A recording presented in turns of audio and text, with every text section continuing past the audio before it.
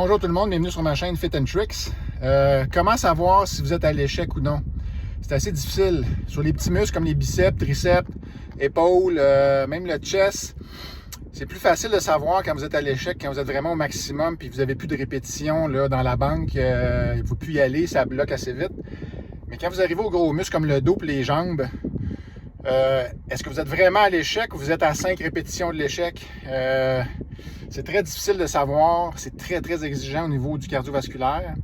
Même le dos, là, moi quand je fais du dos, je vais à l'échec, c'est pas aussi dur que la jambe, mais presque.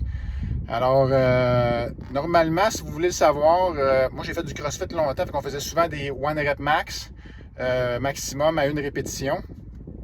Mais vous devriez le faire. Faites un squat, si vous n'êtes pas sûr, mettez-vous sur la Smith Machine. C'est plus facile de savoir, de gager au niveau sécuritaire pour aller à votre une répétition maximum.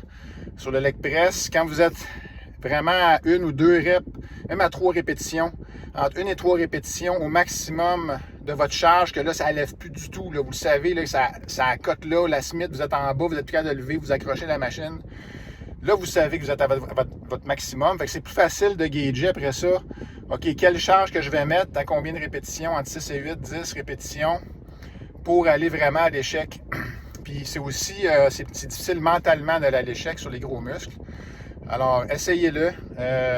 Poussez-vous au maximum.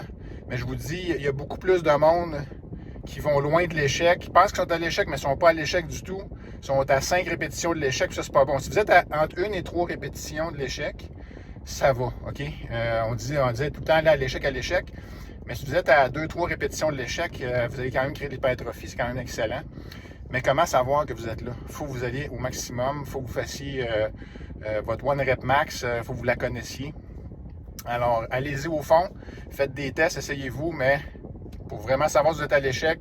Sinon, si vous n'êtes pas assez proche de l'échec sur chacun de vos mouvements, après 3 ans dans le gym, vous allez avoir presque pas changé. Vous allez dire, ouais, mais vous allez avoir le sentiment que vous êtes découragé, que vous ne faites pas grand-chose. Alors, si vous voulez vous pousser au max, essayez-le. Allez au max, puis vous allez pouvoir gager après ça. OK. Parce que mentalement, c'est physiquement difficile, mais c'est surtout mentalement très difficile quand vous êtes sur une jambe ou sur un dos. D'aller vraiment à l'échec, c'est très difficile. Alors, essayez ça. Mettez-moi des commentaires, comment vous trouvez ça. On se reparle. Merci, à bientôt.